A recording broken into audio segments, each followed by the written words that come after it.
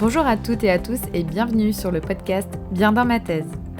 Si vous êtes actuellement étudiant et que vous vous posez des questions sur le doctorat, qu'est-ce qu'un doctorat, pourquoi faire un doctorat et comment s'y prendre, si vous êtes déjà actuellement doctorant et que vous souhaitez entendre des retours d'expérience de d'autres doctorants, être inspiré et surtout vous rendre compte que vous n'êtes pas seul, ou bien si vous êtes déjà docteur et que vous souhaitez en apprendre plus sur d'autres domaines que le vôtre. Bienvenue, je m'appelle Mathilde, je suis actuellement en 3e année de doctorat et je suis la fondatrice de Bien dans ma thèse. Au travers de ces épisodes, je pars à la rencontre de vous, doctorantes et doctorants, pour que vous puissiez nous partager vos retours d'expérience, vos quotidiens, vos angoisses, vos peurs, mais aussi vos joies. Alors installez-vous bien confortablement et je vous souhaite une très bonne écoute.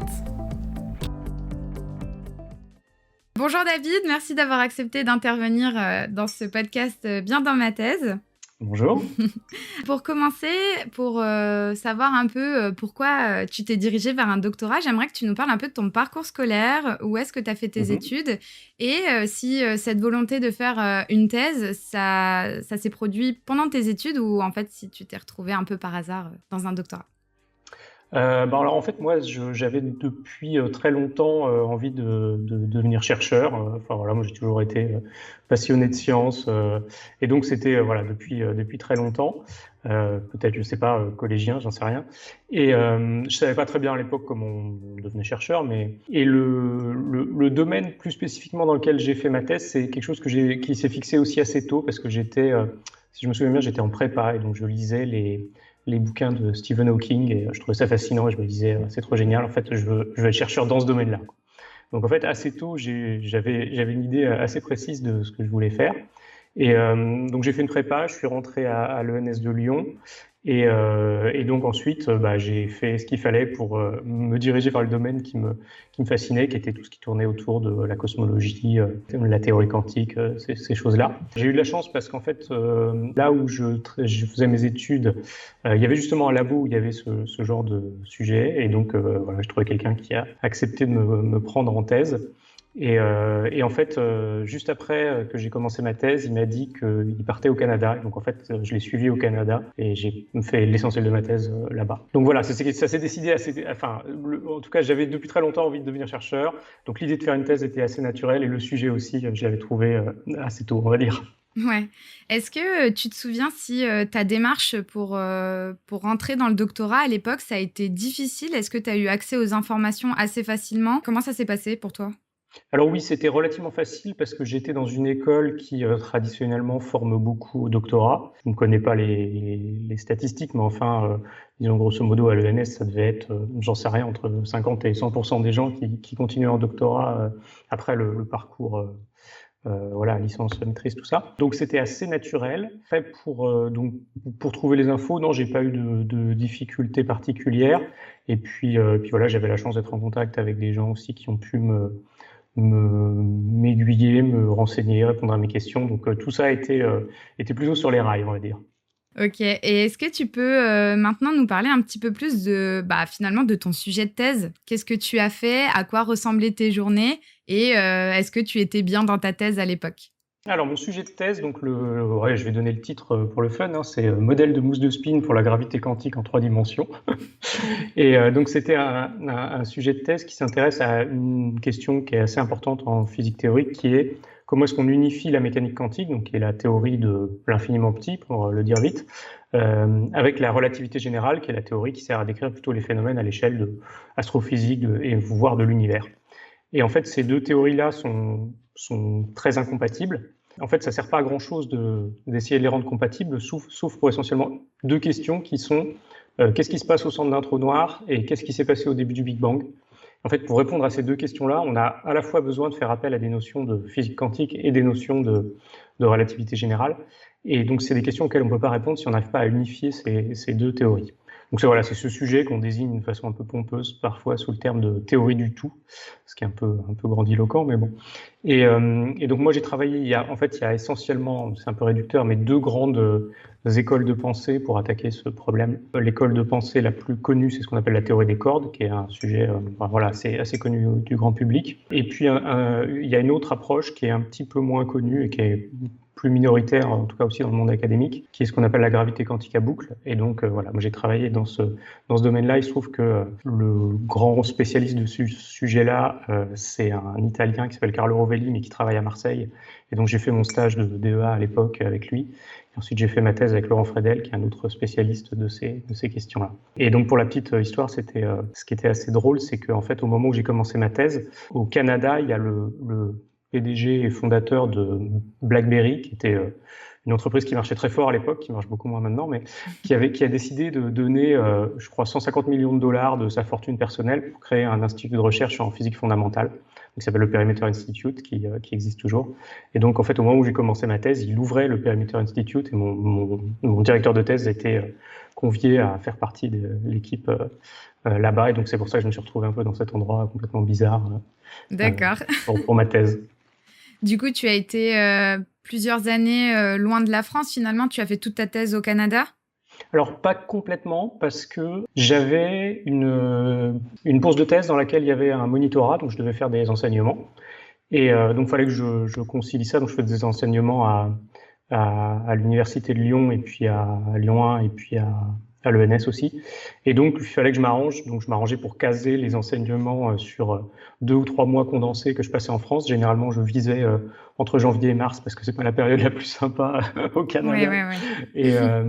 Et donc, voilà, en gros, j'ai fait mes hivers en France et puis le reste au Canada.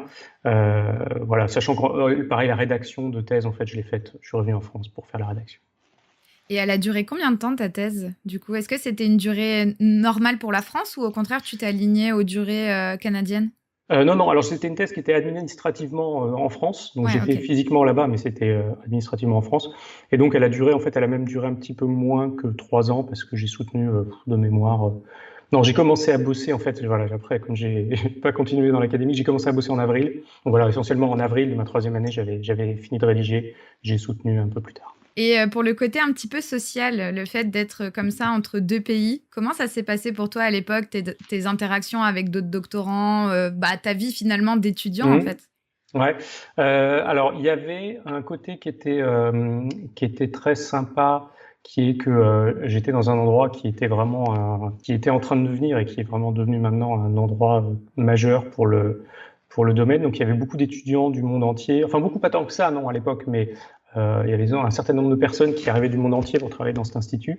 Et donc voilà, j'avais des contacts avec des gens d'un peu de tous les pays, ce qui est vraiment un des côtés super sympas de la recherche. C'est vraiment le côté international. Donc j'ai eu l'occasion de rencontrer voilà, beaucoup de personnes à ce moment-là. Après, c'est sûr que je me suis un petit peu plus coupé de la France. Mais bon, voilà, c'est des choses qui arrivent assez souvent quand on fait une thèse et qu'on doit partir à l'étranger ou en postdoc.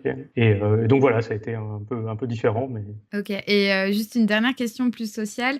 Au niveau de ta relation avec tes directeurs de thèse, du coup, tu avais seulement le directeur de thèse que tu as suivi au Canada ou est-ce que tu en avais d'autres à d'autres endroits? Et comment ça s'est passé pour toi, ces relations? Alors moi j'en avais qu'un.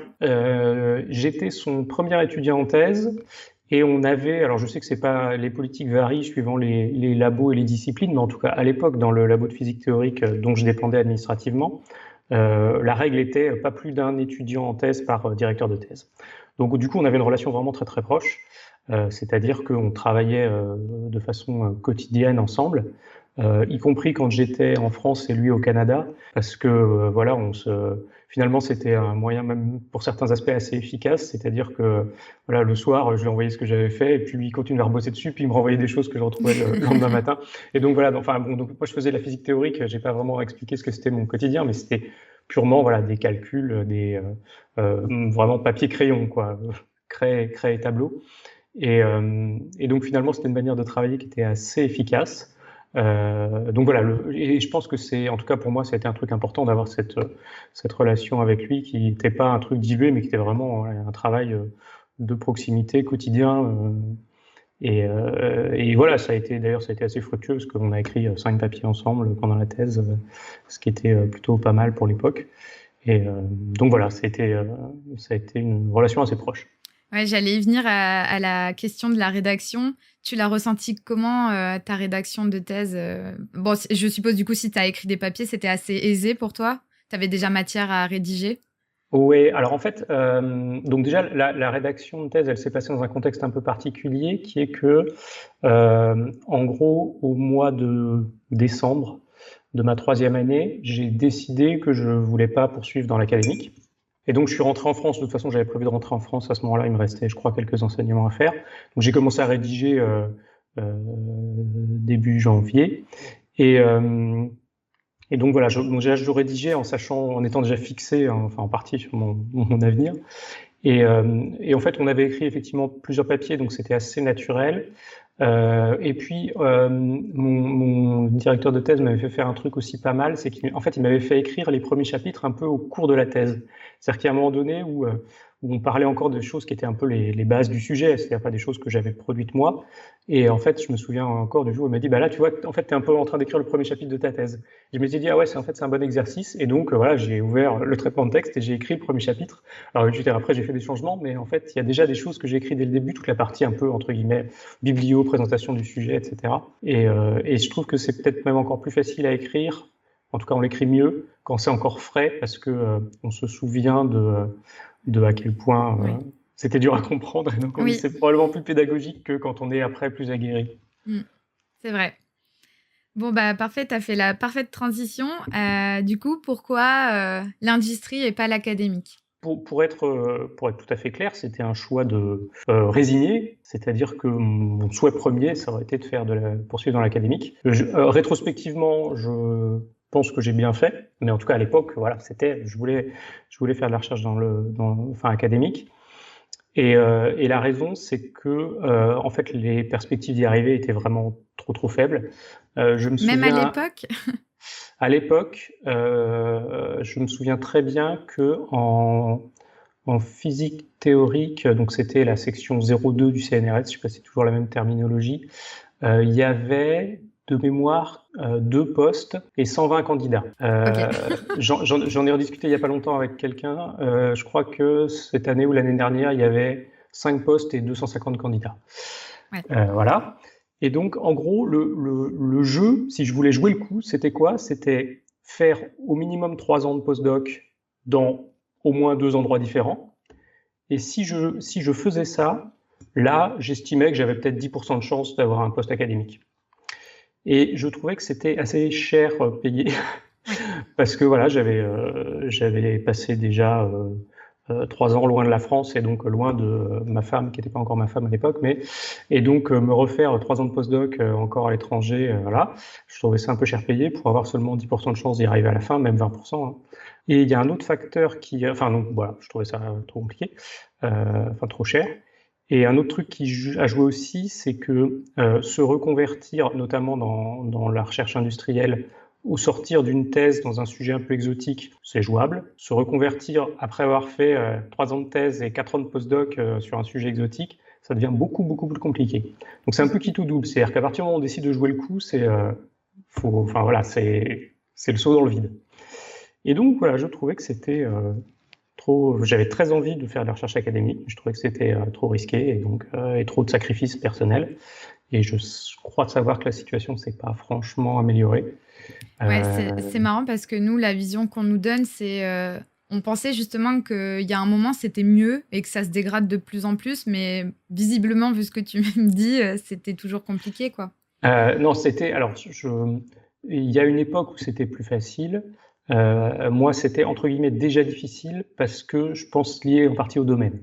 Oui. C'est-à-dire que je crois qu'il y avait des domaines où c'était quand même un peu moins tendu que ça. J'ai des tas de copains qui ont fait des thèses dans des domaines un peu moins tendus que la physique théorique et qui s'en sont sortis. Enfin voilà, qui ont fini par avoir une carrière académique sans forcément faire des sacrifices personnels aussi importants. Et donc voilà, je pense que maintenant c'est probablement vrai dans tous les domaines Ouais. et probablement encore pire en physique théorique. J'imagine. Comment se sont passées pour toi tes premières années en tant que jeune docteur, donc au sein de... Donc tu étais à Saint-Gobain, c'est ça, tes premières Ouais, années? c'est ça, exactement. Et du coup, comment tu les as vécues? Est-ce que tu trouves que le doctorat, ça t'a vraiment bien formé au métier que tu as fait tout de suite après ta thèse? Et comment tu te sentais dans l'écosystème industriel que finalement tu ne connaissais pas trop? Mm. Alors, en fait, moi, je pense, un peu de la chance quand j'ai trouvé mon premier job. C'est-à-dire, je me suis fait embaucher dans le principal centre de R&D de Saint-Gobain. Et à l'époque, ils voulaient monter une nouvelle activité autour des questions de mathématiques appliquées et machine learning. Et c'était en 2004. Donc, à l'époque, le machine learning, personne ne savait ce que c'était. C'était pas du tout populaire. Il n'y avait pas beaucoup moins de formations dédiées et tout ça. Et donc voilà, ils cherchaient à recruter des gens qui avaient un profil plutôt généraliste, qui étaient bons en maths, etc. Donc moi j'ai eu la chance, malgré ma thèse dont le sujet ne connaît pas du tout, j'ai eu la chance de pouvoir avoir ce job-là. Et donc en fait, je me suis absolument pas servi des connaissances scientifiques que j'avais acquises en thèse. Évidemment, j'ai pas fait de gravité quantique chez Saint-Gobain. Par contre, évidemment, la façon de réfléchir, la façon d'écrire, la façon d'aborder les problèmes, etc., ça m'a énormément servi. Et je pense que, enfin, c'est ça la grosse valeur du doctorat quand ensuite on veut faire une carrière d'ailleurs scientifique ou pas, hein, dans l'industrie ou certainement dans d'autres domaines, c'est plus dans la façon de penser, la façon de travailler avec d'autres personnes. Plus que les connaissances spécifiques. Voilà. Donc, de ton point de vue, le doctorat, ça forme vraiment, en tout cas, à l'esprit d'équipe, au management, que ce soit humain, mais aussi de ressources. Ça forme vraiment à tout ça, quoi. Oui, ça compte entre guillemets comme une vraie expérience professionnelle, comme ça pourrait. Donc, on apprend des choses qu'on apprendrait par une expérience professionnelle plus traditionnelle qui durerait 3 ans, par exemple.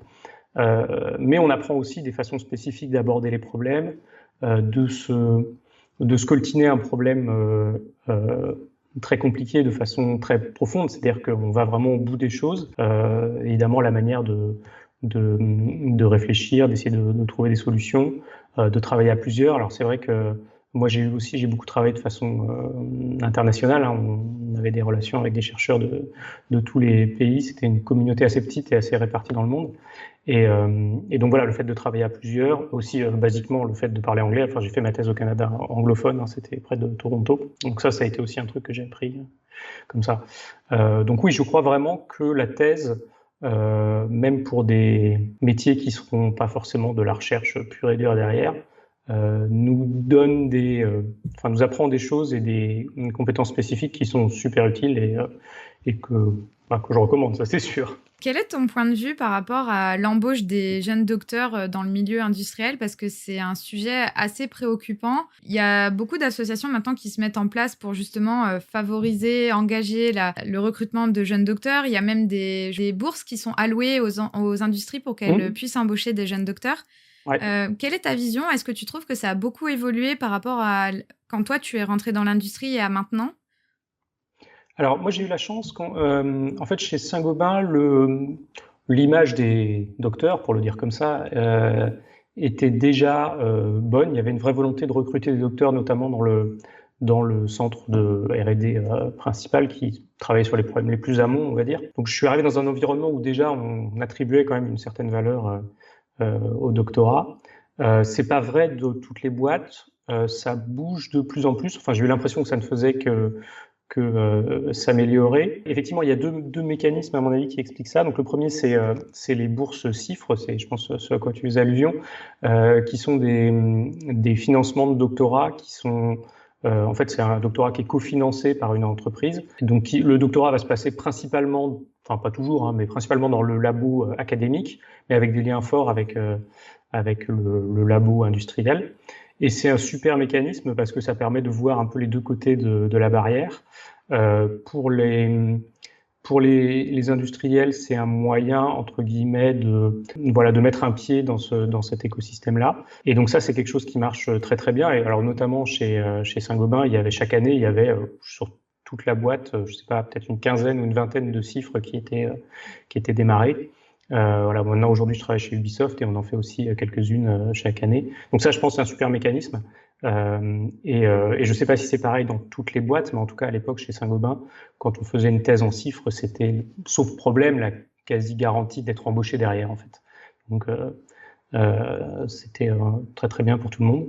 L'autre facteur qui, je pense, fait évoluer un peu la donne, c'est que de plus en plus, les gens se rendent compte qu'à l'international, le diplôme de référence, c'est quand même le doctorat et que, du coup, il y a plein de gens qui se mettent à se pencher sur cette question-là. Et ça peut avoir apparemment des effets pervers. J'ai cru comprendre qu'il y avait des gens qui essayaient de se faire délivrer des doctorats de complaisance pour avoir la valeur du truc à l'étranger. Mais voilà, je pense que ça participe à faire bouger aussi un peu les choses. Donc il y a encore du boulot, mais je pense que ça ne fait qu'évoluer dans le bon sens. Ouais. Bon, bah, ça fait du bien d'entendre une note positive par rapport à l'embauche des jeunes docteurs. Ça fait plaisir. Alors maintenant, on va parler un peu plus de ton activité annexe, si je peux dire. Est-ce que finalement, la création de ton blog, donc Science étonnante, ça s'est toujours appelé comme ça, ouais. C'était un peu ton moyen à toi de faire de la recherche par procuration, même si en industrie, tu fais quand même de la recherche, mais en tout cas de faire les recherches qui te plaisent quand tu veux. Alors, c'est plus un moyen de faire de l'enseignement par procuration. Parce qu'en fait, ce que j'ai pas raconté, c'est que quand j'ai décidé que je voulais pas continuer dans la recherche académique, alors il y a un point qu'il faut absolument que je mentionne parce que ça a été probablement le meilleur conseil qu'on m'ait donné. Quand j'ai commencé ma thèse, un des profs du labo m'a dit « Ok, tu veux faire une thèse dans un sujet hyper exotique, vas-y, amuse-toi, mais il faut que tu aies un plan B. » Et donc, dès le début de ma thèse, j'avais l'intention de jouer le coup à fond, c'est-à-dire de me dire je vais me défoncer comme si je voulais vraiment faire ma carrière académique dans ce domaine-là. Mais il faut que j'ai quand même une idée de plan B et qu'à un moment donné, j'ai la lucidité de savoir s'il fallait activer le plan B ou pas. Et donc, dès le début de ma thèse, en fait, je m'étais dit, bon, j'ai 2 plans B, c'est soit je ferai de l'enseignement, soit j'irai dans l'industrie. Et puis, en fait, donc j'aurais pu à la fin de ma thèse, par exemple, moi j'avais pas passé l'agrég de physique, mais par exemple j'aurais pu la passer. J'avais pas mal de potes qui ont fait ça ou qui l'avaient passé avant. Et donc je me suis sérieusement posé la question de faire de l'enseignement. Et puis je me suis dit que c'est peut-être quelque chose qui finirait par m'ennuyer. En tout cas, j'ai pas forcément osé entre guillemets. Et j'en ai toujours gardé une forme de culpabilité parce que je me disais que j'aurais fait un bon prof. Et donc, quelque part, le fait de commencer à faire de la vulgarisation, ça a été un moyen de payer un peu ma dette ou de réparer cette culpabilité que j'avais, en me disant, voilà, je vais faire de la vulgarisation, je vais partager un peu ce que j'aime dans la science, et puis voilà, peut-être ça permettra de... Alors, à l'époque, je pensais pas que ça pouvait avoir un impact aussi grand, évidemment, mais je me disais, voilà, c'est une manière d'avoir un petit peu d'impact. Donc voilà, c'est plus pour répondre à ta question, c'est plus un moyen de faire de l'enseignement par procuration. Oui, j'allais justement y venir. Donc, ton blog, pardon, a été créé en 2010. Donc, à l'époque, c'était vraiment les tout débuts de la vulgarisation scientifique. Il n'y avait pas encore de... Là, par exemple, je pense aux masters maintenant qui sont spécialisés dans la vulgarisation scientifique. Enfin, tout ça, à l'époque, ça n'existait pas. En tout cas, la vulgarisation existait, mais elle avait ses racines dans des choses qui n'étaient pas Internet, en gros. Oui, voilà. C'est-à-dire, voilà, il y avait des gens qui écrivaient des bouquins, il y avait des gens qui faisaient des émissions de télé, des choses comme ça. Mais effectivement, c'était en tout cas les premiers blogs, enfin, je pense que les premiers blogs dataient de peut-être quelques années avant, mais de vulgarisation à l'époque. Ouais. Et du coup, quel est ton avis un peu sur l'évolution fulgurante de la vulgarisation scientifique ? Bah écoute, je suis le premier surpris. J'avoue qu'on m'aurait dit ça il y a 10 ans, j'aurais dit mais n'importe quoi. Et donc oui, je suis vraiment très surpris de la façon dont ça s'est développé et de l'audience qu'il peut y avoir et bon, notamment clairement par YouTube plus que par les blogs maintenant. Et je ne sais pas ce qui explique ça. Je pense qu'il y a une partie de ça qui est le fait que, contrairement à ce que semblent imaginer les producteurs de télévision, en fait, la science intéresse plein de gens. Et donc, voilà, on a vu disparaître les unes après les autres les émissions de télé consacrées à la vulgarisation. Et je pense que d'une certaine façon, les choses qui se font sur YouTube ont pris le relais. Et voilà. Mais enfin, je comprends pas que ça puisse avoir autant de succès, enfin notamment ce que je fais, que je considère quand même comme un truc un peu aride. Et donc, là, j'en suis ravi, mais je ne me l'explique pas. Je pense que oui, comme tu l'as dit, la science intéresse les gens, peu importe ce qu'on en pense, mais c'est surtout le fait de rendre accessible finalement des choses qui nous paraissent tellement difficiles à comprendre quand on n'est pas dans le domaine. Et je pense que c'est ça en vrai qui plaît les gens, plaît aux gens, pardon. Ouais, je pense que les gens sont, en fait, ouais, c'est ça, c'est ce plaisir, enfin que moi je ressens aussi quand je lis des choses dans un domaine qui est pas le mien, etc. C'est ce plaisir de se dire. J'ai appris un truc, j'ai compris un truc qui pourtant avait l'air super compliqué et voilà, c'est un plaisir qui est différent à mon avis de celui du simplement se divertir comme on le ferait en regardant un film ou je sais pas quoi. C'est-à-dire, ouais, c'est vraiment ce plaisir de se dire, en fait, j'ai appris un truc, j'ai compris un truc, en tout cas, j'en ai compris certains aspects. Et je pense que c'est un truc qui est plus puissant que peut-être ce qu'on s'imagine, et c'est ça en partie qui explique que les gens apprécient la vulgarisation. Ouais. Voilà, je vais parler d'un sujet moins drôle, mais ces derniers mois, on a vu à quel point la vulgarisation scientifique, c'est important, mais c'est important de bien la faire. Et c'est en ça que justement, il y a des formations finalement qui naissent de plus en plus au niveau de la vulgarisation scientifique. Mais de mon point de vue, je trouve qu'il n'y en a pas encore assez. Que ce soit par exemple l'apprentissage d'avoir un esprit critique, je pense que c'est quelque chose que la vulgarisation essaye d'amener et que finalement tout étudiant, enfin même toute personne devrait avoir. Je pense qu'en fait, dans les prochaines années, à mon avis, ça va encore plus exploser la vulgarisation scientifique parce qu'on en a besoin. Est-ce que tu as un avis par rapport à ça ? En fait, je pense que effectivement, le fait, en tout cas pour un spectateur, de regarder des choses qui parlent de vulgarisation scientifique, des mécanismes de publication scientifique, etc., c'est une manière de s'éduquer à l'esprit critique, et c'est effectivement vachement important. Ce que j'espère qu'il va se développer aussi, c'est la vulgarisation faite par les chercheurs. Alors bon, moi, ça fait longtemps que je suis plus dans le monde académique, mais j'ai l'impression encore, ça bouge peut-être, mais que les gens qui sont dans le monde académique témoignent du fait que faire de la vulgarisation, c'est pas forcément un truc très bien vu. Et c'est dommage parce que, je veux dire, bon, moi, j'arrive à vulgariser certains trucs, mais sur certains sujets, c'est quand même mieux quand c'est les gens qui savent vraiment de quoi ils parlent qui le font. Ou en tout cas, c'est complémentaire. Et je pense que, je dis pas que tous les chercheurs ont l'envie ou les compétences pour le faire bien, mais je pense qu'il y en a plus que ce qu'on a aujourd'hui. Et je pense que c'est important que ce soit quelque chose qui se développe, ouais. Ouais, de plus en plus, notamment au niveau des formations des écoles doctorales, on a toujours des UE obligatoires à faire.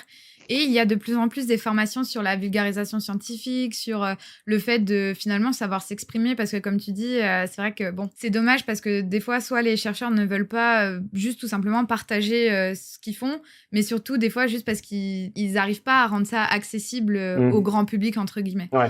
Et c'est vrai qu'il faudrait mettre l'accent sur ces formations notamment.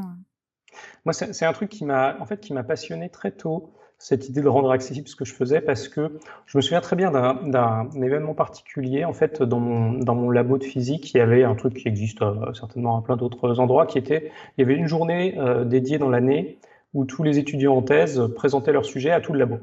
Et en fait, j'étais dans un labo où il y avait une section physique théorique, mais il y avait aussi la majorité du labo, c'est de la physique expérimentale.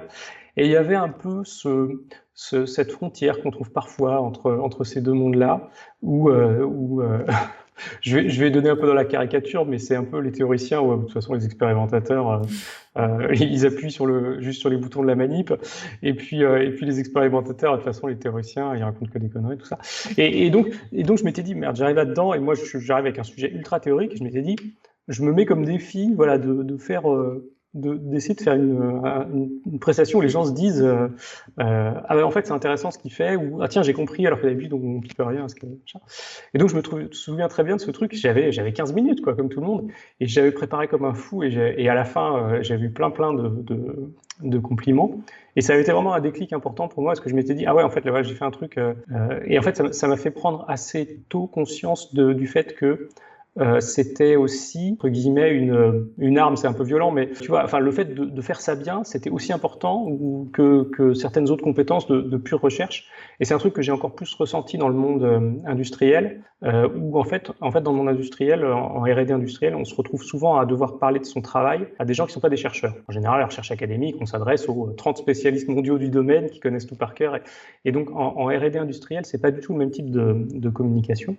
Et donc, on se retrouve des fois avec des gens face à des gens qui sont plutôt des spécialistes de finance, de marketing, etc. Et puis qui nous disent alors, et raconte-nous sur quoi tu bosses. Et en fait, moi, c'est un truc qui m'a toujours passionné, que j'ai toujours énormément bossé. Donc, j'avais la réputation de faire ça bien. Et même à certains moments, je me disais, en fait, ça me donne presque un avantage qui est injuste, parce que par rapport à d'autres gens qui prennent ça un peu à la légère et qui vont pas mettre autant d'efforts pour essayer de bien communiquer leur travail, en fait, mon truc ce que je fais risque de paraître mieux qu'il n'est à cause de ça, quoi. Oui, je comprends. Mais en tout cas, voilà, très tôt. Et moi, c'est un truc qui m'a toujours passionné. Voilà, l'idée de dire, je veux que les gens sortent et se disent, ah putain, en fait, j'ai compris, c'était cool. Et donc voilà, même en fait, avant de faire de la vulgarisation, ça a toujours été un truc auquel j'ai accordé beaucoup d'importance et qui m'a toujours fait, enfin, qui a été un exercice qui m'a toujours fait vraiment plaisir. Ah, je suis tout à fait d'accord avec toi que dans le monde de la recherche académique, malheureusement, c'est encore un peu, comme tu l'as dit, mal vu parfois par certains vieux chercheurs, entre guillemets. Enfin voilà, souvent c'est l'époque d'avant. C'est vrai que selon le directeur ou la directrice de thèse qu'on a, on n'est pas forcément encouragé, en tout cas, à se lancer dans ce genre de démarche.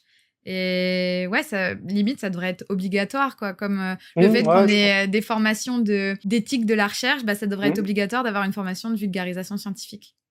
Ouais, je pense. Et tu sais, même, je pense que même pour la communication purement académique, je pense que c'est utile aussi. Par exemple, je sais pas si c'est vrai ce que je vais dire, mais donc moi j'ai écrit 5 papiers pendant ma thèse. Ils sont tous vraiment très bien cités. Et je pense que en partie, je dis pas qu'ils sont pas bons, mais je pense qu'aussi en partie ils sont bien écrits parce que j'ai vraiment mis beaucoup d'énergie à les écrire, à essayer d'être pédagogue, à être machin. Là où des fois, tu fais de la biblio, tu lis un article et tu te dis mais qu'est-ce qu'ils ont voulu raconter, quoi. Oui. Et moi j'ai toujours accordé beaucoup d'importance à ça. Et je pense que ça m'a servi. C'est-à-dire, je pense qu'une des raisons pour lesquelles ces papiers sont bien cités, c'est aussi parce que j'ai mis de la pédagogie dedans. Et donc, je pense, voilà, même dans un domaine purement académique, où on va se faire reviewer des papiers par des gens qui sont, pour le coup, pas forcément des ultra spécialistes du domaine. Hein, c'est pas comme dans une conf. C'est aussi une capacité, une compétence importante, en tout cas. Ouais. Et du coup, pour finir sur ce sujet, comment tu arrives à concilier ces deux exercices, le fait de vulgariser et le fait d'avoir ton job à côté? Je dors pas beaucoup. Non, en fait, j'ai un processus de production de vidéos qui est vraiment très très optimisé. C'est-à-dire que c'est toujours un peu les mêmes étapes, je les fais toujours un peu de la même manière, j'utilise toujours les mêmes outils que j'essaie de maîtriser au maximum. En fait, toute la façon dont je produis le matos que j'utilise, les logiciels que j'utilise, tout ça, tout est tourné vers l'idée d'efficacité. C'est-à-dire que j'essaye je sais que j'ai pas beaucoup de temps, je sais que je peux pas passer 100 heures sur une vidéo. Et donc, en gros, une vidéo on va dire une vingtaine de minutes, c'est à peu près 25 heures de boulot. Voilà, j'en fais une en ce moment plutôt toutes les 3 semaines, un mois. Ça fait 6-8 heures par semaine. C'est un loisir intensif, mais je veux dire, il y a des tas de gens qui pratiquent un sport 6-8 heures par semaine ou un instrument de musique ou autre chose. Donc voilà, c'est juste, je suis très bien organisé. Je fais pas dans la fioriture, c'est-à-dire que je vais pas passer 2 heures à faire un effet de montage compliqué ou machin. C'est vraiment boum boum. Et donc voilà, j'ai bien optimisé le process de production et je m'en sors. C'est un loisir intense, mais ça reste un loisir. Du coup, pour terminer ce podcast, si tu avais des conseils, des petits tips à donner à des étudiants ou à des doctorants actuellement, qu'est-ce que tu voudrais leur partager?